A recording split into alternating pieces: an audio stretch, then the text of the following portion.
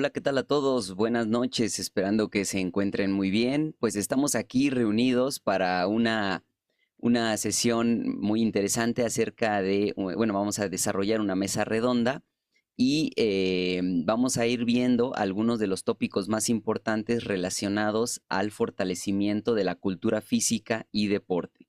El día de hoy, pues nos acompañan especialistas en diferentes áreas con el objetivo de poder compartir información de diferentes áreas y que ayude a ir teniendo mayor perspectiva y más elementos que puedan proponerse para programas y planes que ayuden al fortalecimiento no solo de un sector en particular, sino del área de la cultura física y deporte. Tenemos con nosotros, ahorita los voy a presentar a todos y posteriormente vamos a iniciar esta mesa redonda. Tenemos con nosotros al maestro Juan Carlos Escobar Alba. Él es profesor de la Universidad de Fútbol y Ciencias del Deporte de Pachuca, además de director de NTC. También tenemos al maestro Martín Ramírez Mesa. Él es de la Escuela Nacional de Entrenadores Deportivos y entrenador de atletismo del equipo nacional de sordos. Bienvenido. Jocelyn Gloria Ramírez, ella es parte del programa internacional de entrenadores de Leipzig, Alemania. Bienvenida. También está con nosotros la maestra Ingrid Zoraida Álvarez Marquina. Ella es de la Escuela Nacional de Entrenadores Deportivos. Y también está con nosotros la doctora Rosario Venegas Torres de la Universidad La Salle Nezahualcóyotl. Y bueno, pues yo soy Jorge Ramírez Martínez, maestro en Ciencias del Deporte y actualmente estamos estudiando el doctorado en Educación Física y Ciencias del Deporte. Es para nosotros un placer estar aquí y poder compartir información. Bueno, pues vamos a iniciar de una forma introductoria. En este caso voy a hacer estos comentarios. Sabemos que el área deportiva es como la punta del iceberg de toda una base, de toda una pirámide de estructura en el área de la cultura física y deporte. Cuando vemos participaciones a nivel nacional, bueno, estatal, nacional, centroamericanos, panamericanos, circuitos de competiciones mundiales y luego Juegos Olímpicos, podemos ver, podemos comparar realmente a nuestro deporte nacional con otros sistemas deportivos. Y es muy mediático poder observar el ranqueaje que se genera a nivel internacional. Entonces, nosotros podemos observar algunas dificultades que se han tenido en el deporte nacional. Para ello vamos a ir hablando desde la parte de la iniciación deportiva y es fundamental para nosotros, por ejemplo, arrancar con algunos elementos importantes de este proceso de formación, porque esto no es solo una práctica ya, sino es un proceso formativo que tiene diferentes aristas que hay que ir analizando. Entonces, bueno, vamos a iniciar, vamos a comentar, maestro Juan Carlos Escobar, para usted, ¿qué implicaciones pedagógicas y didácticas tiende a desarrollar procesos de formación deportiva de base en niñas, niños y jóvenes? Adelante. Muchas gracias, buenas noches a todos. Las implicaciones pedagógicas y didácticas que tiene la formación deportiva básica en niñas y niños versa particularmente en que los especialistas que, que- que están promoviendo la práctica deportiva en etapas infantiles puedan identificar los siguientes aspectos: procesos de crecimiento y desarrollo a nivel cognitivo, procesos de desarrollo, de crecimiento y desarrollo a nivel físico, pero también en el ámbito social y emocional. ¿Por qué cognitivo? Porque el diseño de consignas, la complejidad de las tareas tienen que ser perfectamente comprendidas por los niños para que puedan atender a las necesidades de la tarea que pretenden favorecer en los menores. ¿Por qué físicas? Porque, bueno, debemos de respetar los procesos de crecimiento. Y en ese sentido, pues bueno, niñas y niños tienen que reconocer que los efectos que tenga la actividad física o físico-deportiva en ellos es apropiado para su edad. Y el aspecto social, porque es importante que niñas y niños, jovencitos, reconozcan cómo van a interactuar con los demás en las situaciones de juego, ya sean en una circunstancia de colaboración o de oposición. Y los aspectos emocionales, si hay un respeto a las etapas de crecimiento y desarrollo al diseñar tareas de aprendizaje motriz vinculado al deporte en una etapa de iniciación, el niño va a enfrentar las tareas y las podrá resolver de la mejor manera. En tanto, las experiencias emocionales que ellos tengan al realizar estas tareas serán favorables y se podrá, en el mejor de los sentidos, tener un apego favorable y positivo a la práctica de la actividad física, el ejercicio físico o el deporte en sí mismo. Me parece que niñas, niños y jóvenes no tienen en etapas menores que aprender a ganar o a dominar técnicamente el deporte. Acá lo verdaderamente importante es que jueguen, que se diviertan, que generen un vínculo positivo con la actividad física, con la actividad deportiva y pues bueno, en razón de ello, quienes modelan estas situaciones motrices de aprendizaje tienen que tener clara esta base pedagógica y los principios didácticos a partir de los cuales favorezcan dichas experiencias. Y entonces ahí podemos nosotros también identificar cuando ya van avanzando en años, en edad, cómo es que nos llegan en edades más avanzadas con falta de coordinación, con una un mal desarrollo de sus habilidades coordinativas, que tal vez sí podemos trabajar mucho con las capacidades condicionales, ¿no? Pero las coordinativas luego es muy difícil poderlos emparejar con con un atraso muy marcado. ¿Ok? Y entonces esto me lleva a pensar, por ejemplo, maestra Ingrid, ¿cuáles son los riesgos de lesiones que sí podemos controlar o que se pueden controlar? Claro, pues justamente aunado con la parte de la iniciación deportiva, procesos que nosotros debemos enseñarle a nuestros deportistas es también a reconocer lo que está pasando con su cuerpo.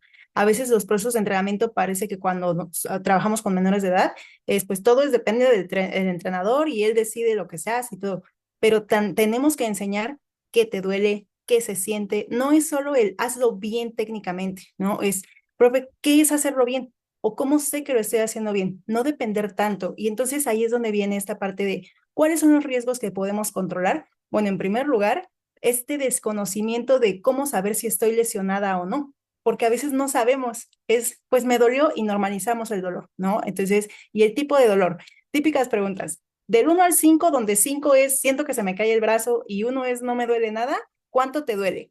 Mucho, ¿no? Entonces, a veces son cuestiones que se enseñan, si con los adolescentes, los adultos cuesta un poco de trabajo, si lo empezamos a trabajar desde etapas iniciales, pues es mucho más probable que el entrenamiento mucho más enfocado al rendimiento en adelante sea más llevadero.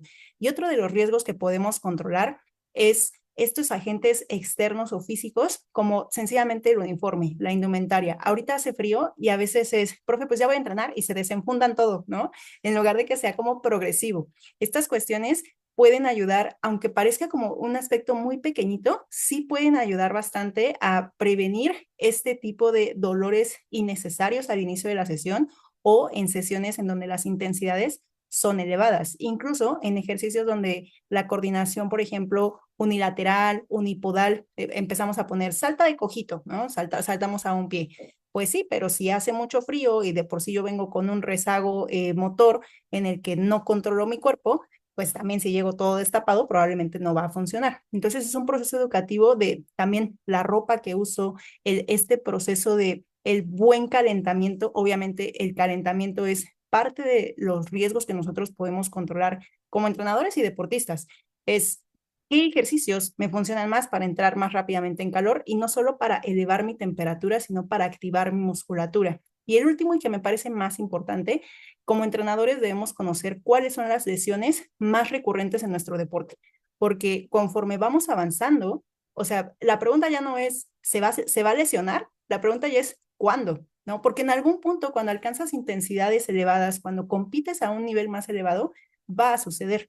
Lo que sí podemos controlar es el riesgo de que esa lesión sea más grave y sobre todo retrasar que eso suceda y no tener chicos o chicas de entre 15 y 17 años con operaciones de ligamento cruzado anterior en la rodilla, todas estas cuestiones, ¿no? Entonces, conocer cuáles son las lesiones más recurrentes y cómo suceden, es decir, el mecanismo de lesión dentro de los deportes, esa sí es mucho la responsabilidad del entrenador. Entonces, esos serían los riesgos controlables. Muchas gracias, maestra Ingrid.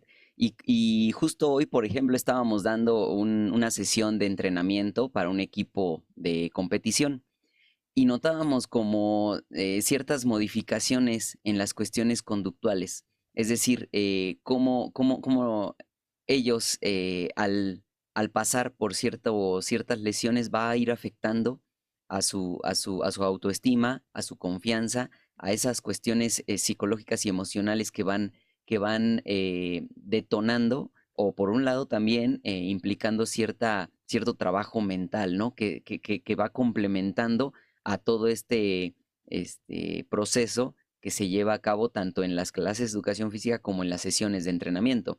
Y entonces pienso yo, doctora Rosario Venegas, ¿por qué en el deporte se delega un proceso psicológico al locus del control interno? Sí, bueno, pues es importante primero saber que como deportistas de pronto transitan entre el locus de control es esa atribución que le hace la persona, el individuo, en este caso el deportista, a todos esos resultados que ellos van obteniendo, por ejemplo, a la suerte, a que es un buen equipo, a que pues es la camiseta, que es el equipo. Y entonces, pues hay atribuciones que de pronto se hacen a sí mismos, que sería el locus de control interno. Muchas, en el caso de estos efectos adversos o negativos, como es la baja autoestima o la pérdida de la confianza, ellos consideran que, y lo estábamos viendo en un ejercicio con una de las compañeras, decían es que yo puedo resolver el problema, ¿no? O sea, yo soy lo suficientemente resiliente para poderlo resolver. Y de pronto nos damos cuenta de que estos mapas cognitivos que tienen les hacen creer que ellos pueden resolver todas las situaciones. Pero si nos vamos a la estadística, podemos ver que uno de los mayores problemas que se viven es la ansiedad. Y esa es prima hermana de la depresión, pero como ellos creen que este estrés cotidiano se puede confundir con la ansiedad, creen que lo pueden controlar. Entonces, el locus de control interno, que es yo puedo solo, o yo le atribuyo a mis comportamientos el resolver todo lo que está a mi alrededor y a todo lo que puede depender de el entrenamiento, la competencia, la poscompetencia, pues hace que se pierda como este vínculo, esta relación con aquellos profesionales que le pueden dar una atención, ¿no? Que pueden sugerirle, no solo en la parte psicológica, ya lo estamos viendo pues como la parte de nutricional, la parte, no sé, de todos sus entrenamientos, y que pues ellos empiezan a delegar todo, ¿no? Yo puedo, yo soy capaz, yo soy responsable de, y en algún momento lo sobrepasan. También lo hemos visto en la parte de estos mismos mapas cognitivos, todo aquel aprendizaje que le lleva a ver, a entender que ellos pueden solos, pues justo hace que se pierda tiempo, porque para poder resolver, ahorita le decía el maestro Carlos, para poder resolver una tarea, pues ahí se lleva el doble de tiempo, cuando pues si tiene estas sugerencias, estos consejos de los profesionales, podrían optimizar y podrían tener un mejor rendimiento. Sí, es un enfoque bastante funcional, es decir, que ya sea parte él que puede ir resolviendo sus situaciones.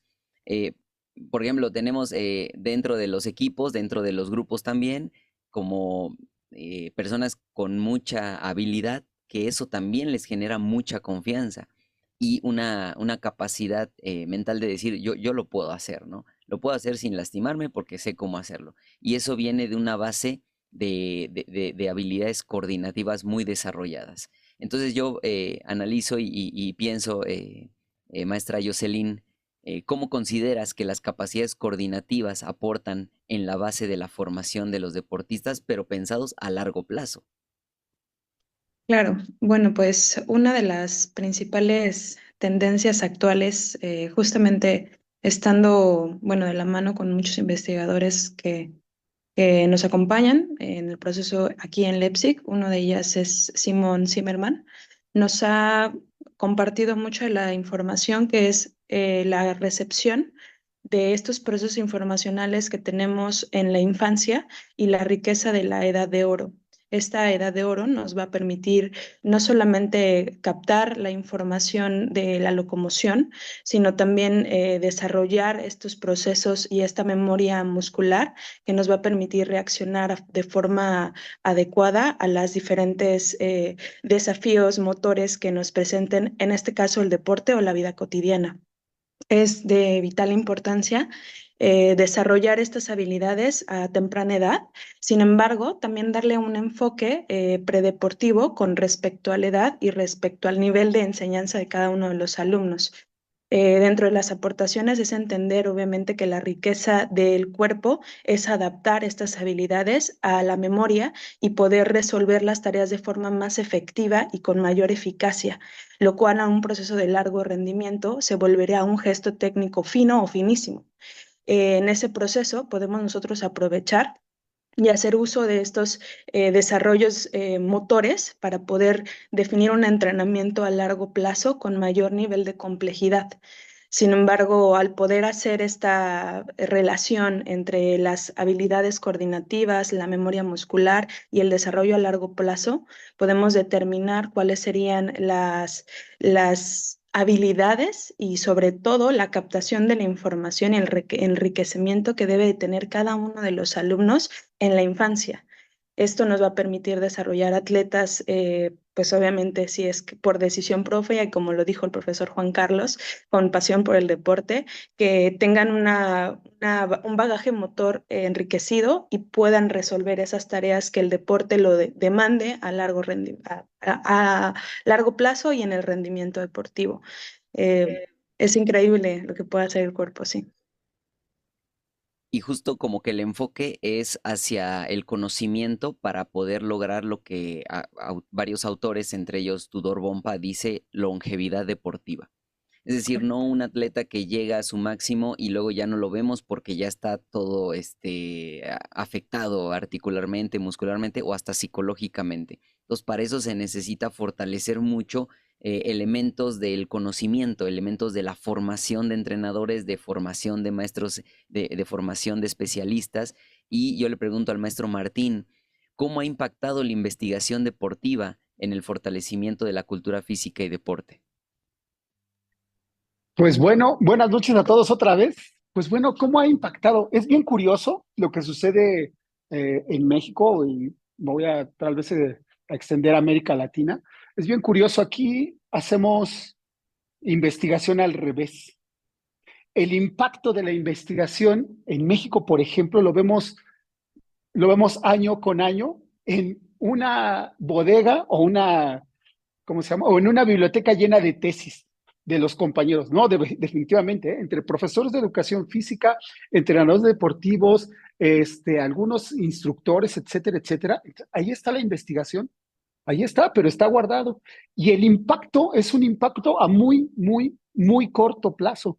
Mientras dura el proceso de tesis, tesina, de investigación, ya sea que busquemos hacer un programa de acondicionamiento físico o con una nueva tendencia del entrenamiento funcional o del entrenamiento de fuerza con sus nuevos paradigmas o por ahí lo que está surgiendo del entrenamiento de la velocidad, eh, resulta ser, resulta ser que el impacto es tan chiquito como el periodo de nuestra tesis, ¿no? No es un impacto que que se haga transeccional o que sea una investigación longitudinal, transversal, de más allá de 6 semanas, como algunos blogs que ustedes por ahí van a empezar a buscar y van a poder consultar esos blogs de fisiología del entrenamiento, algunas otras investigaciones de 6 semanas, de 3 meses, vaya. Aquel que haya visto las caricaturas de Nickelodeon se va a acordar de Johnny Bravo. Hay un capítulo, esto dato curioso, dato curioso de investigación. Hay un capítulo cuando Johnny Bravo se quiere poner fuerte para impactar a una chica toma un periodo de 6 semanas. Es una coincidencia curiosísima y de ahí desprendo esto, ¿no? Las investigaciones, repito, son tan de corto plazo y el impacto es tan de corto plazo como el proceso de tesis o de 6 semanas. A nivel gubernamental, no se promueve que haya una investigación en la base de una planificación a largo plazo de cualquiera de los deportes, ya sea un campeonato mundial, un campeonato, un proceso estudiantil de 4 años, de 6 años, o una planificación que sea que tenga 2 a 3 cimas durante un periodo de Panamericano, Centroamericano, Campeonato del Mundo, Juegos Olímpicos.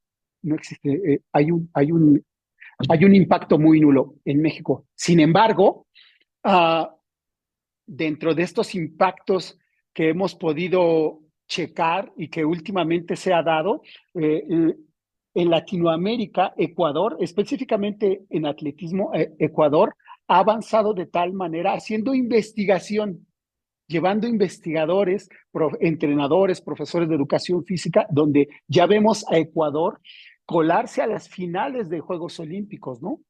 Es un dato bien, bien chistoso, o algo de lo que sucede, de lo que ha venido sucediendo con Kenia. Kenia, aproximadamente unos 25 años, no figuraba con deportistas en el área de la velocidad. Y ahora, pues, ¿qué es lo que tuvieron que hacer? Tuvieron que traer entrenadores, estos entrenadores se tuvieron que documentar con, con entrenadores incluso de primer mundo, de Alemania, de Estados Unidos, de Japón, etcétera, etcétera, documentarse con ellos mismos y ahora los resultados a muy corto, perdón, a mediano plazo, digamos 4 años de mediano plazo, pues es que tenemos velocistas, ¿no? Y bueno, este, pues el impacto es muy chiquito y al revés. Dura mientras dura el proceso de titulación. Es interesante esta postura, Martín. Yo considero que estos planes que luego se llevan a cabo en el sistema de formación deportiva no vislumbran muchas aristas, no hay, o sí se intenta generar o crear equipos multidisciplinarios, pero falta luego más, como decimos en el entrenamiento, más transferencia que logre realmente impactar desde niñas, niños y jóvenes en un programa, digamos, global, desde esa parte de conciencia corporal hasta, pues claro, la expresión de del máximo performance, ¿no? Que es, pues, los Juegos Olímpicos. Entonces hablamos de las bases que es importante tener como desde la parte, desde esas estructuras que van a dar, van a alimentar a todo un sistema deportivo y claro, ¿cómo? Pues teniendo investigación, teniendo aportes de otros países y también no cerrarnos a que hemos realizado cosas buenas, ¿no? En nuestras trincheras. Entonces esto me lleva a preguntarle al maestro Juan Carlos Escobar, ¿qué implicaciones pedagógicas y didácticas tiene que desarrollar un proceso de formación deportiva? Ah, perdón, perdón, disculpen, ¿cuál es la importancia de trabajar de forma combinada y con base en las necesidades de los estudiantes, el método analítico y global en la formación deportiva de base? Sí, mira, creo que es bien importante hablar de tres conceptos que detonan cantidad de cosas, ¿no? Uno, la alfabetización física, la alfabetización motriz y la alfabetización deportiva. Es bien importante que niñas, niños, jóvenes, las personas en general, conozcan su cuerpo y cómo este cuerpo reacciona ante el estímulo, ¿no? De la actividad física en sus diferentes manifestaciones. La alfabetización motriz, ¿qué tanto soy capaz de hacer con este cuerpo que yo soy, ¿no? Y hasta dónde lo puedo llevar. Y con qué objetivo lo quiero llevar hasta tal o cual sitio. Y por supuesto que la alfabetización deportiva no tiene que ver solamente con ser un dotado técnicamente, ¿no?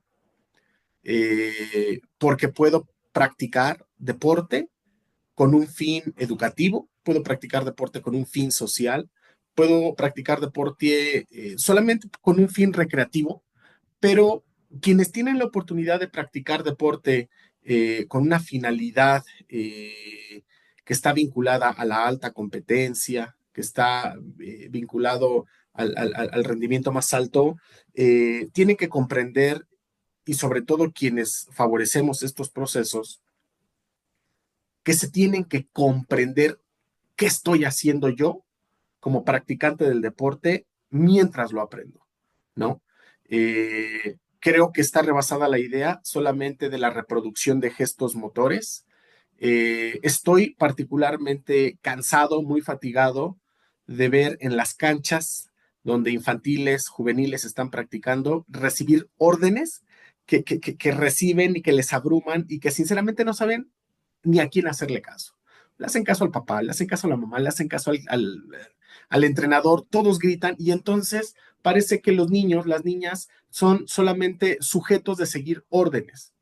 Si los niños supieran resolver tareas, no tendrían la necesidad de que les estén abrumando desde fuera. Si el niño reconoce cuál es su rol, si el niño reconoce cuál es la circunstancia, puede actuar. Si el niño tiene que trabajar un poco más ciertos gestos, pues los puede repetir una y otra vez, pero en contextos de situación real. Es decir, el método analítico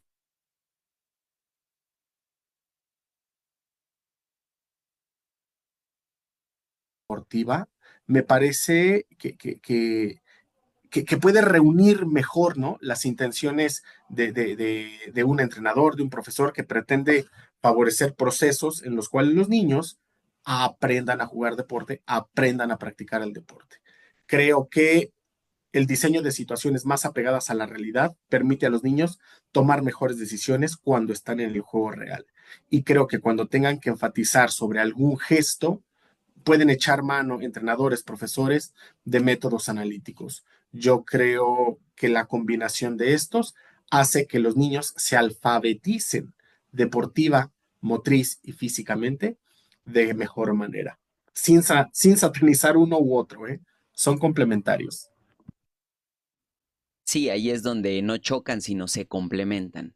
Y elementos importantes es desde muy chiquitos, desde jovencitos o ya entrando a la secundaria y posteriormente la preparatoria, pues hay elementos psicológicos que se van integrando a su día a día de resolución. El deporte desde la parte formativa va ayudando a tener valores que se apliquen en el día a día. Entonces yo le pregunto a la doctora Rosario, ¿qué factores o qué factor psicológico debe tener presente un deportista joven, un deportista para una competencia? Creo que sobre todo tiene que ser la parte del autoconocimiento. Ahorita se hablaba de la importancia de conocerse y en cuanto a todas estas respuestas que va teniendo en las emociones, en sus pensamientos, en su sistema de creencias, tiene que ver con cómo va formando hace un momento les hablaba del mapa cognitivo. Si ellos ubican ante qué tienen respuestas de miedo, ante qué tienen respuestas de estrés, ante qué tienen respuestas de tristeza, pues pueden ir trabajando y controlando esas mismas situaciones. Les pongo un ejemplo rápidamente. Hoy nos compartía una compañera de taekwondo un momento en donde ella está justo en la competencia y dice que profesores, los entrenadores, la misma porra, le daban el gane a su compañera antes de competir. Entonces ella dice, empecé a identificar estrés, esta situación de miedo y su mente empezó a bloquearse. Dice, el estrés ya estaba controlándome. Cuando ya estaba en la línea para entrar al doyan, se acerca su entrenador, su coach, y le dice, no te preocupes, tú lo has hecho tanto tiempo, tú has entrenado tanto tiempo y lo puedes lograr, confía en ti. Dice que entrando, una vez trata de hacer todas estas ideas que ya se había formado y estas respuestas que además impactan en el cuerpo, que es pues el cortisol, o sea, parte del estrés que está viviendo. Dice, yo lo puedo lograr y transforma. Dice, una vez que lo identifico, trato de transformar como esa energía, esa adrenalina en la fuerza para poder dar mis patadas, ¿no? Entonces, ella ubica esos momentos y veíamos este análisis. Hay un ejercicio que hemos hecho con el Procom Infinitum 8 que mide las respuestas fisiológicas ante algunos estresores. Y entonces vemos cómo por cierto tiempo, ante estas respuestas que van teniendo, pues sí les implica el tiempo, pero más que eso, todo lo que sucede en lo interno. Y entonces, hablando y reforzando la idea anterior que les compartía, si nosotros evitamos que se genere todo este mundo por ese mapa que ellos tienen en cuanto a sus creencias, podríamos generar que de este conocimiento que tengo por aquellos factores externos, que puede ser la porra, que puede ser los entrenadores, que puede ser mi contrincante, yo puedo actuar ante ello antes de poder tener estas respuestas que son adversas. Entonces, el autoconocimiento nos ayuda mucho, este ejercicio de introspección, que es qué emociones, qué pensamientos y qué creencias tengo, pues se pueden identificar y a partir de eso irlas trabajando antes para que en la competencia, pues ellos ya puedan tener como estas herramientas. Y es bien interesante cómo en algunos sí se va trabajando y claro, coincide con cómo afrontan situaciones adversas.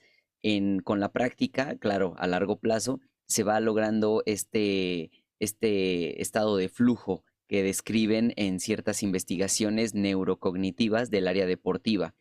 Sin embargo, en esos estudios pueden detectar como en patrones o en algunos momentos en los que hay cierta ansiedad y que eso genera distracción en ciertos deportistas que caen o que genera ciertas lesiones. Entonces también debemos de cuidar como esa parte de la adversidad, es decir, ok, hay atletas o personas o jovencitos que lidian muy bien con las victorias, ¿no? Porque están acostumbrados a ser muy talentosos, a ganar, a destacar.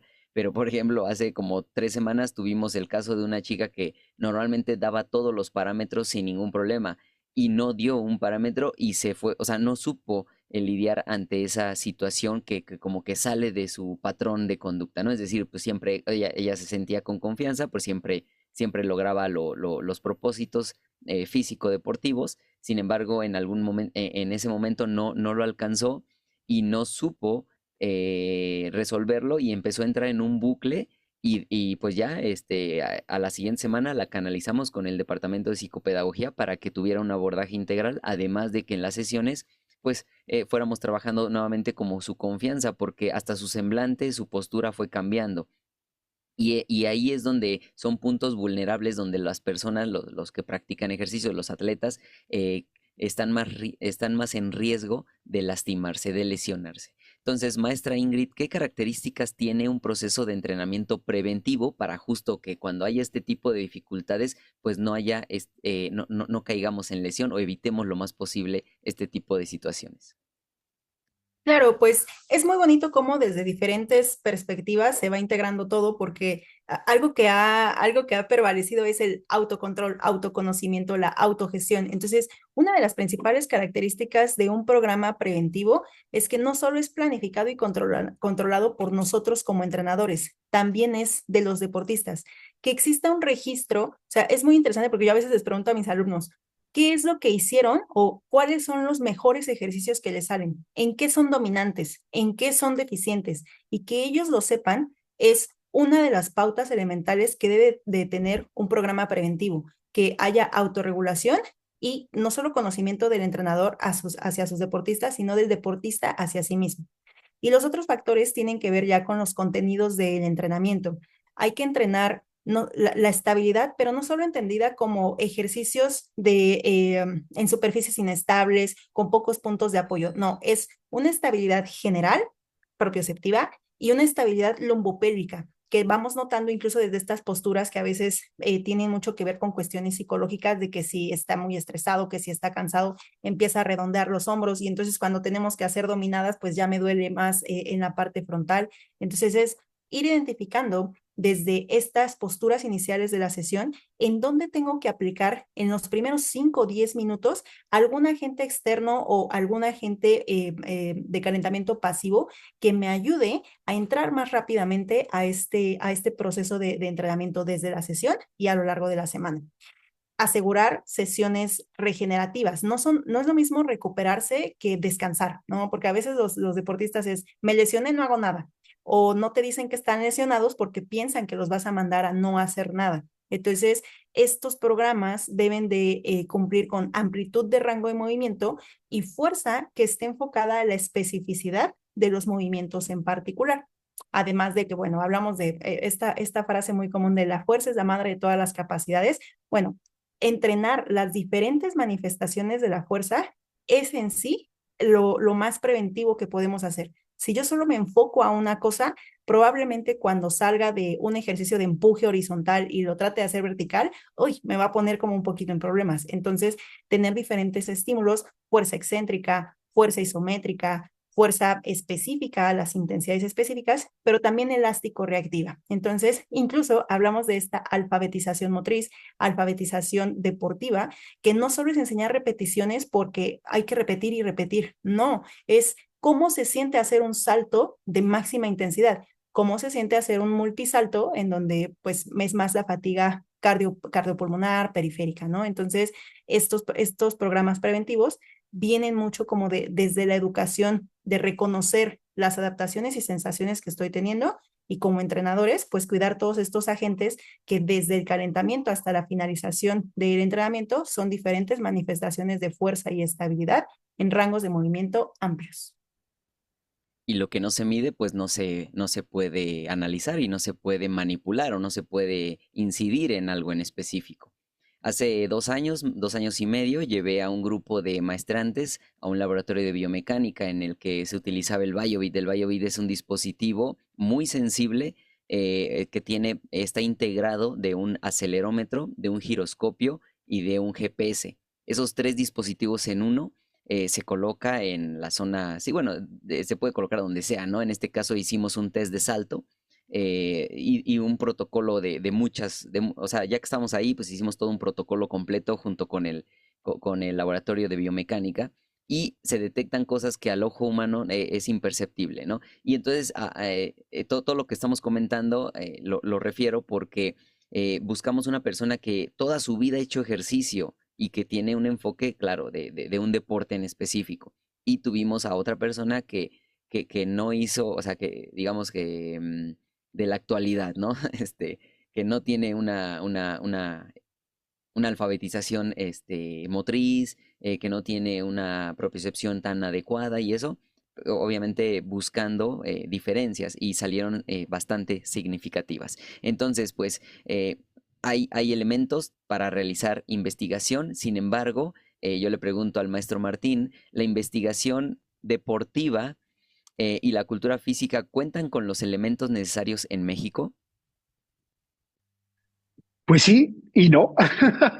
Como lo decía en la anterior intervención, si bien el- los efectos son a muy corto plazo mientras dura el proceso de tesis, los laboratorios de los compañeros de educación física, de cultura física, entrenadores de la Escuela Nacional de Entrenadores, los laboratorios se encuentran dentro del aula, ¿no? O sea, hay laboratorios, digámoslo así, hay laboratorios por todas partes. Desde que los compañeros de educación física empiezan a plantear proyectos de, este, investigación cualitativa, cuantitativa, vaya, independientemente del libro que quieras buscar de Sampieri, etcétera, etcétera, desde que empiezan a plantear y desde que viene desde el aula, cómo en tu pequeño grupo reducido de 35, de 40 alumnos, dices, bueno, vamos a investigar, para que yo me pueda titular, vamos a investigar acerca del proceso del proceso de primaria baja y cuál es el impacto de tener educación física o o algún tipo de educación motora primaria de las capacidades condicionales, etcétera, etcétera, vamos a investigar durante el semestre 1. Pues bueno, hay tantos y tantos y tantos y tantos microlaboratorios, lo veo yo así, tantos, que pudiera parecer que no nos damos abasto en la investigación. Sin embargo, nuestro centro regulador, para el centro regulador aquí en México, ahora conocido como CONACYT, nos dice que hay 26 centros públicos con 94, un aproximado de 90 sedes y subsedes para investigación, y la educación física y el deporte no está inmerso en este sistema nacional, ¿no? Por un lado, es contraproducente lo que sucede. Hay micros laboratorios, les digo, donde sea. Aquí hay investigación, aquí hay otra investigación, mientras dura la tesis, etcétera, etcétera, pero los grandes centros, los que nos dan este impacto nacional y después hacia el alto rendimiento, pues bueno, son alrededor de 90, 98, algo así, ¿no? Que tiene registrados el CONACYT. Y peor aún, seguimos con un proceso de centralización de instituciones. Yo recuerdo que de los 30 y tantos estados que componen México, pues bueno, yo ubico el CECESDE en la UNAM como centro de investigación deportiva y medicina deportiva. Yo recuerdo que por ahí el Centro Nacional de Alto Rendimiento, por ahí el laboratorio, en el Comité Olímpico, que ya creo que con esta administración dejó de existir pues nuestro laboratorio para pruebas de dopaje, y de ahí parémosle de contar algunos otros centros y sobre todo particulares que, como bien lo dice el profe Jorge Ramírez, que han dado impulso a investigación, ¿no? Con esta visión precisamente económica, pero que el impacto sigue buscando ser a nivel masivo, no de deportistas, a nivel masivo, ¿no? Y entonces, repito, es un tanto paradójico lo que sucede en los centros de investigación. Y bueno, y esta investigación, pues los pocos compañeros de educación física, de cultura física, de Toluca, de Querétaro, de Tlaxcala, bueno, no se diga de la UACH, de todos estos lugares donde se imparten materias afines a la educación física, a la cultura física y el deporte, estos intentos de algunos profesores que alcanzan, o maestrantes o doctorantes, que alcanzan a hacer publicaciones a nivel nacional, ¿no? Ah, yo recuerdo, hace por lo menos 10 años, el único que se conocía por ahí como la última de las personas, perdón, de las primeras personas que hacían publicaciones y que tenían eh, de manera formal escrito un libro, era René Vargas, ¿no? Ahora hay otras, repito, hay algunas investigaciones que algunos de los compañeros alcanzan a subir, pero bueno, es escueto todavía, ¿no? Porque tan escueto como los centros de investigación que existen de estas instituciones que tenemos, repito, a nivel nacional, como escuelas de superior de educación física en cada una de sus sedes, escuela de entrenadores y de cultura física, ¿no? Pues sí, está muy limitado, a diferencia, pues, de otros países. Pero bueno, esa tal vez sea plática de otra mesa redonda, en donde socioeconómicamente vemos que el desarrollo en la cultura física y el deporte, pues va tomando otro auge, ¿no? Pero eso tal vez sea tema de otra mesa redonda. Sin embargo, sí, se entrelaza, ya que pues hay escuelas que van a tener una influencia muy importante en otras, o sea, no sé, la escuela soviética, la escuela americana, la escuela española, la escuela alemana, en el sentido de las líneas de investigación que va manejando cada sector, cada región, y que pues a través de este intercambio que se va dando de información y de cultura, pues va ayudando a ir abriendo y a ir rompiendo estos paradigmas que en otra región tal vez ya se resolvieron o se resolvieron de otra forma que pueden impactar de manera positiva. Entonces yo le pregunto a la maestra Jocelyn, ¿cuál es la importancia del intercambio multicultural en las tendencias actuales del entrenamiento? Bueno, pues muchas gracias. Bueno, antes que nada, entender que la barrera de la comunicación siempre será una barrera o una puerta hablando del lenguaje, ya que este intercambio de información en cuanto a hablando específicamente de entrenamiento, va a depender de la transferencia del lenguaje de algunas terminologías que muchas veces nosotros podemos aplicar, inclusive en países de habla hispana, donde ya estamos aplicando, llevando haciendo ciencia del deporte y donde a veces la investigación, si bien no se llega a un grado de publicación, se llega a un grado de aplicación, pero que muchas veces al recibir información delegada de algunas otras tendencias, hablando de Alemania, hablando de Rusia, hablando de, pues, inclusive la actual China, hay informaciones que por la transferencia no llegan a nuestro país, o sea, simplemente por hacer una transferencia de un libro y gracias a eso o a pesar de eso, perdemos pues mucha información de investigación. Estando de forma presente aquí, gracias a Cristina Flasch, directora del programa de detección de talentos en Alemania, ha desarrollado una tendencia que es una base de datos a nivel mundial sobre las precondiciones psicológicas, técnico-coordinativas, condicionales que tienen los deportistas de alto nivel, de talentos deportivos de infancia a talentos deportivos de alto nivel, donde se puede analizar claramente cuáles son las precondiciones que hacen que un atleta que un talento se vuelva un atleta de alto rendimiento.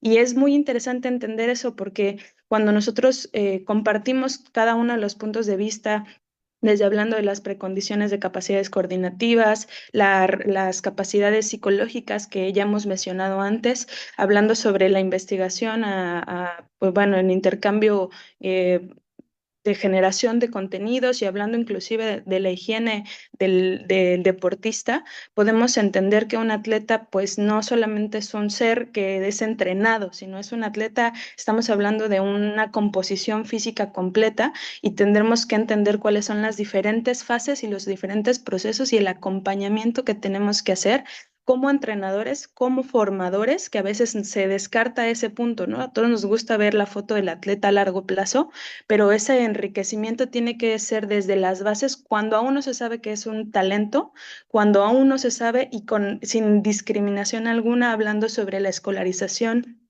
la alfabetización, y solamente eso va a permitir hacer que ese atleta elite se genere.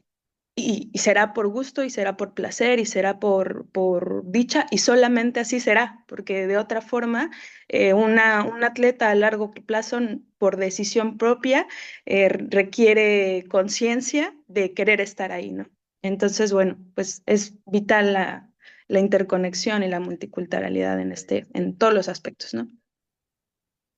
Híjole, tantas cosas que hemos comentado y genera muchas ideas, ¿no? Digo, escucho y digo, "Ay", y es como un rompecabezas, ¿no? Y hay un área que ya se está armando, pero falta la integración, pero hay otra que por ahí ya también se está armando, y en algunos momentos sí se logran cierta integración y hay resultados positivos. O sea, también no podemos decir que todo está mal, sino que sí se han hecho esfuerzos y que sí hemos avanzado, ¿no? Pero bueno, claro que hay mucho por delante.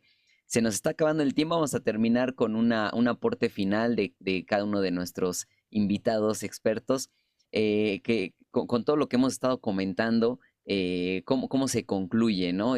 Maestro Juan Carlos Escobar, nos gustaría escuchar usted cómo concluiría su participación en esta mesa redonda. Adelante.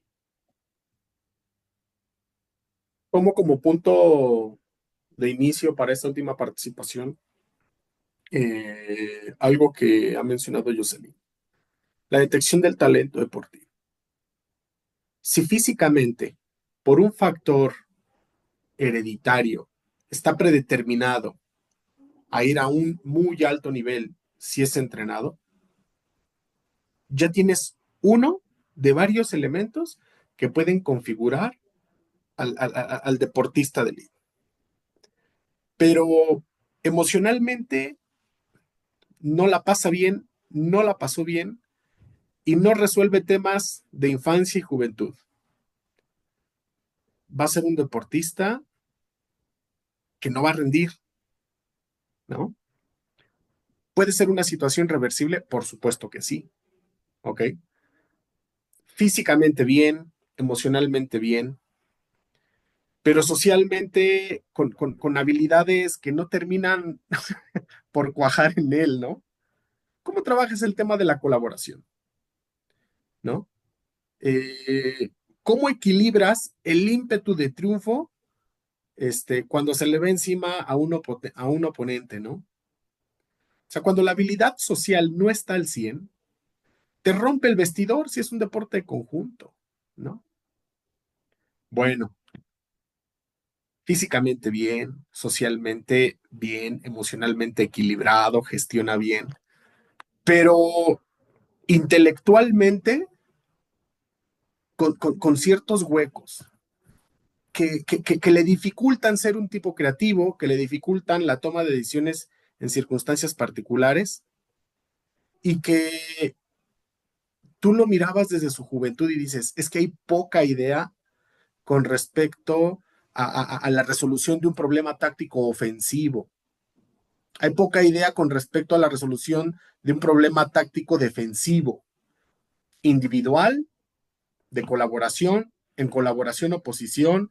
Y entonces dices, creo que, y aquí vuelvo para cerrar con lo que comencé, si vamos favoreciendo un desarrollo físico, social, emocional, cognitivo en los niños, en los jovencitos de manera adecuada, aquel que tenga todas estas aptitudes en positivo, va a ser más fácil identificarle. Es decir, el talento deportivo hasta cierto punto nace, pero también se construye, porque finalmente el deporte es una práctica de cultura física inventada por el hombre. En ese sentido, el factor hereditario más el factor estímulo, ajá, para que lo puedas llevar a un siguiente nivel. El niño con toda esta predeterminación para ser un talento, ok, pero me parece que el talento que tenga quien le está formando es definitivo. Es definitivo. Y en la ecuación no solamente es formador, entrenador, niño, niña. Es contexto, es familia, son circunstancias y una serie de factores que, como bien lo dijo Martín, serán tema de otra mesa. Muchas gracias. Muchas gracias, maestro Juan Carlos Escobar. Qué bueno escuchar su aporte y nos hace reflexionar además de algo que ya se ha comentado, ¿no? El atleta se hace o nace, ¿no? Y yo les decía a los maestrantes cuando estábamos ahí en la formación, nace, se hace, bueno, nace, se hace o lo hacen, en el sentido de la ciencia que tiene un impacto directo y que no es innegable el aporte que hay en este caso de las cuestiones genéticas, de los genetistas, en la implementación de ciertos programas de alta tecnología para potencializar ciertas cosas, ¿no? Ciertas capacidades. Vamos con la maestra Ingrid para escuchar su conclusión acerca de esta mesa redonda. Adelante, maestra Ingrid. Gracias. Pues justamente hablando de fortalecer la cultura física y el deporte, a mí en general, como digamos, mi filosofía de vida como entrenadora es más allá del rendimiento, que por supuesto me encanta, pero es las personas deben de exponerse a muchas experiencias motrices y nosotros como entrenadores somos los responsables de proponerles esas experiencias, ¿no? En el contexto en el que yo me desempeño, hay veces que las mismas instituciones pues dividen, ¿no? Algunos parámetros los hacen las mujeres y otros solo los hacen los hombres, los hombres. Y yo en el entrenamiento, aunque no está marcado en el programa, es vas y te subes y haces dominadas, vas y te subes y vas a la cuerda. E incluso hace que seamos nosotros congruentes. Yo dije, bueno, ¿cómo es que yo que estoy enseñando esto no lo sé hacer? Y no voy a ser la mejor en ello, pero por lo menos llevo un proceso de aprendizaje progresivo que me da muchas más ideas para hacerlo y también arriesgándome un poco, conductas de riesgo, el qué tanto yo me siento capaz de hacerlo, ¿no? Y decir, pues me voy a malentonar por mis alumnos, ¿no? Pero en este sentido, eso tiene todo que ver con la prevención e incluso en arriesgarse a tener lesiones. Muchas de las lesiones a veces no suceden en el entrenamiento, suceden fuera de o suceden en el juego. Así de, profesor, es que me lastimé. Pues, ¿qué te pasó? Ayer estaba bien. Es que salí a echar reta de fútbol, ¿no? Entonces, pero ¿cómo sucedió la lesión? No, es que me barrí porque ni modo que nos iba a ganar. Entonces, son conductas de riesgo que van también de yo me siento capaz de hacerlo o siento la responsabilidad de tener que ganar o de tener que sacar la casta, ¿no? Entonces, es registrar lo que estamos haciendo, tener la conciencia de las experiencias que vamos acumulando e ir descartando. O sea, finalmente no estamos diciendo que nunca nos vamos a lastimar o que todo va a ser malo o que todo va a ser bueno. Sencillamente es reconocer nuestras limitaciones, decir qué estoy haciendo para hacer más chiquitita esa parte deficiente o si estoy dispuesta a hacer esta parte del trabajo que implica, ¿no? A veces los alumnos nos cuestionan también a nosotros como profesores, profe, pues hágalo usted, a ver usted échese el mortal al frente, a ver usted haga, ¿no? Pero también son conductas de riesgo que nosotros ya no estamos dispuestos a tomar porque dices, ya no duermo lo mismo, ya no tengo la misma edad, ya no tengo la misma capacidad de recuperación y son cuestiones integrales que también les tenemos que ir enseñando para fortalecer esta parte cultural de que no tienes que tener tiempo libre para hacer ejercicio. O sea, aunque tengas 5 minutos, muévete, porque esos 5 minutos te van a hacer mucho mejor que relajarte 40 minutos viendo una serie de Netflix. Es mucho más eficiente y es mucho más productivo y que a largo plazo va a fortalecer la cultura, no solo que si tú eres deportista o no, o sea, como individuo para una calidad de vida mucho más eficiente y saludable e incluso feliz. Estamos hablando de poder socializar a través del juego, es poder tener ciertas actitudes conscientes de sí lo puedo hacer o todavía no me sale o sabes qué, no me interesa trabajarlo, pero tengo un registro y tengo la experiencia. Entonces, eso es nuestro trabajo. Desde nosotros viene la responsabilidad de experimentar y pues bueno, ya de la mano ahí con las investigaciones registrar y estoy del todo de acuerdo con Jocelyn en el sentido de a veces no llegamos a la publicación porque hay una serie de factores en las cuales dices, ni tengo el tiempo, ni el dinero, ni a la población, pero no me tengo que esperar a tener las condiciones ideales para hacer esta aplicación de la ciencia. Estoy haciendo un registro, estoy haciendo una valoración, estoy comparando datos, estoy teniendo comparaciones entre poblaciones, estoy aplicando lo que estoy, digamos, registrando y voy modificando. Entonces, para mí eso es muy loable, no esperar a tener todas las condiciones, porque a veces yo les decía a mis alumnos, si ustedes tuvieran todas las instalaciones y material, a veces no sabrían ni qué hacer. Esa es la verdad, ¿no? Entonces, no te esperes, con lo que tienes, trabájalo, investigalo, regístralo y avánzale. Muchas gracias. Gracias a ti, maestra Ingrid. Hay que integrarnos al fenómeno, hay que meternos en el fenómeno que estamos controlando. Yo les digo, pues el entrenador tiene que estar como dentro del fenómeno, no por fuera, viendo nada más. Claro, hay momentos en los que sí tienes que salirte para observar cómo se lleva a cabo esa resolución o esas conductas en específico, pero tenemos que integrarnos, no podemos apartarnos. Yo, ahora que arrancó el macrociclo, digámoslo así, de entrenamiento, fui en el departamento de psicopedagogía y como es un personal nuevo que acaba de llegar, les digo así de que, pues, es importante invitarlos para que estén presentes en los entrenamientos y desde la parte psicopedagógica identifiquen cosas que ustedes pueden utilizar para sus abordajes. O sea, digo, no les quise decir, ustedes aquí nada más, o sea, si solo están en la oficina, pues no van a observar otras cosas que sí observarían en el campo, en la pista, en la alberca, en todo eso, ¿no? Entonces es interesante eso, integrarnos al fenómeno que estamos controlando, ¿no? Y ahora, pues gracias, vamos a darle palabra al maestro Martín para que nos dé su conclusión. Adelante, maestro Martín.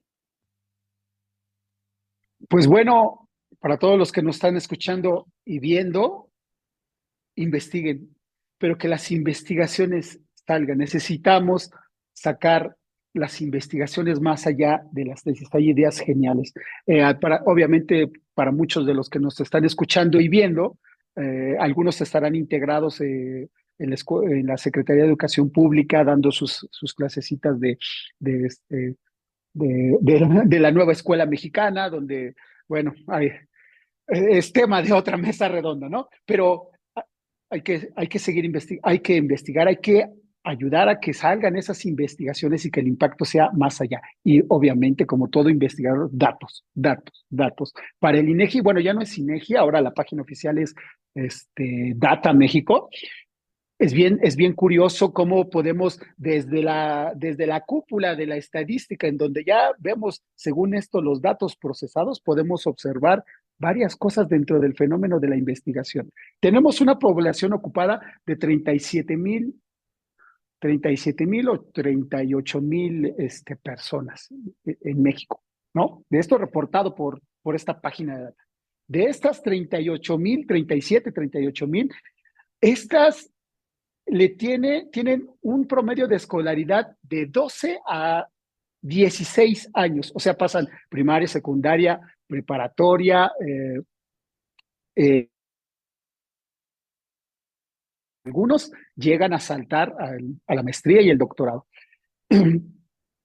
Y entonces cuando empezamos a ver esos datos y empezamos a correlacionar otra vez, surge esto que yo decía, a ver, si somos tantos y se tiene tanto, ¿por qué no sacamos las tesis y hacemos que estos procesos de investigación de cada uno de los compañeros, de los esfuerzos de los compañeros, tengan un impacto más grande en la comunidad, ya no solamente en la escuela, en la comunidad, porque la comunidad sabe, se va a comportar diferente a manera nacional de cada uno de sus fenómenos sociales y económicos. Y después de esto, pues dentro de estos datos, pues nos arrojó que tenemos arriba de 25, 35 horas semanales de trabajo. Eso es, sin ponerse la camiseta, ¿eh? Y sabes de lo que te estoy hablando, tú que me estás escuchando, ponte la camiseta del trabajo.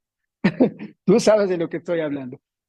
O sea, se emplea, las horas de trabajo nos reflejan de igual manera que en esta búsqueda de hacer impactos más grandes en la investigación, todas estas, pues nada más, pareciera que nada más se va a repetición y no no se le invierte un poquito más a la investigación, a leer, a echarle una leidita un poquito más al librito ese que tenías ahí, que no terminaste de leer en la preparatoria o en la licenciatura, echarle a leer y a partir de ahí ir generando investigación, como bien lo dice la profesora Ingrid y la profesora Jocelyn, ¿no? Hacer ese pequeño esfuerzo por investigar. Y bueno, y de ahí, pues lo feo de este cuento de la investigación es que alrededor de un 15 a un 20% de toda esta población está ocupado en un segundo trabajo. No está al 100%. Y, ojo, la investigación, les voy a contar una muy pequeña anécdota. La investigación también tiene mucho de pasión, como es el deporte, la cultura física y demás. A mí me regalaron, como a muchos de ustedes seguramente, les regalaron un librito de Isaac Asimov, que hablaba acerca de la investigación científica, ¿no? Y digo, de chico como 10 o 12 años. Fue mi primer libro. Y entonces a partir de ahí te empieza a surgir esta emoción por investigar, por saber más, por concretar, por hacer investigación longitudinal, transversal, por hacer un tratado de datos, tanto para lo cualitativo como para lo cuantitativo, ¿no? Entonces, es es pasión también esto de la investigación, igual que el deporte. Y en ese sentido, bueno, haremos otra mesa de trabajo profundizando un poquito más acerca de estos datos que nos lanza esta página de Data México, antes el INEGI. Muchísimas gracias. Gracias, maestro Martín. La pasión también se contagia y esa es la base de muchas de las vivencias que nosotros, si recordamos al pasado, podemos ir y podemos decir, eso a mí me marcó y por eso me dediqué a esto, ¿no? Por eso me incliné a esto otro. Sí, muy, muy interesante. Ahora vamos con la maestra Jocelyn para escuchar su conclusión del cierre de esta mesa. Gracias. Adelante. Muchas gracias. Bueno, vaya, quisiera retomar muchas ideas. Creo que por el tiempo quizás no voy a poder hacerlo. Sin embargo, bueno, el primero es una palabra muy bonita que he aprendido, que es acuerparnos, que es acercarse entre todos estos países que tenemos ciertas tendencias, hablando sobre aspectos psicosociales, hablando sobre aspectos culturales, y es entender que nuestras condiciones no limitan nuestro conocimiento. Significa que cada uno en su país está generando conocimiento, estrategias de aplicación, metodologías e inclusive pues tendencias nuevas que inclusive no se encuentran en países de primer mundo y que a veces esta vista siempre hacia los países de primer mundo nos bloquea el gran desarrollo que nosotros también tenemos y a veces el querer adaptar todos los modelos a las condiciones reales que tenemos nosotros en México muchas veces no es transferible. Pero sí podemos entender que uno de los fenómenos, al menos en estos países, es la cultura física en general, hablando sobre los hábitos alimenticios, hablando sobre la cotidianidad y la importancia del deporte en la vida cotidiana, hablando sobre la pasión por el deporte, no solamente a nivel elite, sino en una conciencia propia de ejercer el cuerpo y hacer uso de la motricidad por gusto y por placer. Y eso es una de las bases principales de poder desarrollar un grosso de la población que tenga este gusto y a su vez pueda aumentar el porcentaje de esos atletas que puedan llegar a tener el talento, las capacidades, al entrenador y las condiciones para llegar al alto rendimiento. Para lo cual me iría a la segunda idea, que es tiempo. Tenemos que ver como miras hacia el futuro en un plazo temporal largo, que era como decía el profesor Martinillo, que es evidentemente tomar una perspectiva no solamente de investigación, sino de entrenabilidad, formación de eje principal de desarrollo de capacidades iniciales hasta llegar al alto rendimiento, pero no ver el alto rendimiento como el objetivo final, ¿no? Sino tomar el tiempo de desarrollar todos estos procesos. Para lo cual la capacitación de las personas que ejercemos nuestra profesión es vital. Entonces, poder compartir esta información con los alumnos que se están formando como profesores o docentes, con los compañeros que están en el mismo eje de investigación y mismo eje o diferentes ejes, nos va a enriquecer obviamente nuestros aportes en investigación, en compartición de información y diferentes perspectivas del entrenamiento deportivo. Y pues definitivamente la única herramienta que va a hacer que el atleta sea un atleta y pase a ser de un deportista a un atleta, va a ser la pedagogía, el acompañamiento guiado, la selección de destrezas acorde a la edad, la pasión, el acompañamiento psicológico de cada uno de los procesos cognitivos que se le asignen a los alumnos. Entonces, entender eso de forma compleja podría hacer que nosotros hagamos una formación enriquecedora a largo plazo en nuestro país. Sí. Muchas gracias, maestra Jocelyn.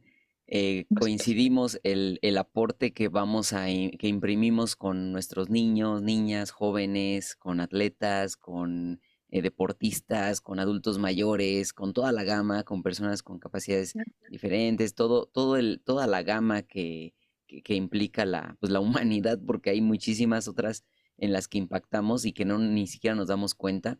Entonces es importantísimo poder aterrizar o bueno, más bien poder ser conscientes del impacto que estamos generando en los demás. Ajá, bueno, yo agarré una frase de un expositor, Alex Rovira, que lo sigo desde hace mucho y dice formación con educación, aterrizándolo como la parte formativa como la parte académica y educación como los valores, el amor a la vida, el respeto a los demás, todo lo que contempla eso, eso intangible, ¿no? Entonces esa formación con educación y lo mismo en la parte deportiva. Pues vamos a cerrar, gracias. Vamos a cerrar con la doctora Rosario Venegas. Entonces vamos a escuchar su cierre, su aporte. Adelante, doctora. Gracias. Bueno, pues ya hicimos un análisis de los aspectos individuales y creo que cabe aquí justo esta tarea de todos los aspectos psicosociales. Ya desde la teoría de Bronfenbrenner dice que el resultado de las respuestas de un individuo o las conductas de un individuo tienen y también están influidas, no determinadas, pero sí hay un impacto muy importante desde el macrosistema. Y entonces hay una frase muy significativa que es pensar global, pero actuar local. Desde el trabajo que hacemos con los individuos, con nuestros estudiantes, podemos ir eh, cosechando aquello que nosotros queremos ver plasmado pues en la sociedad.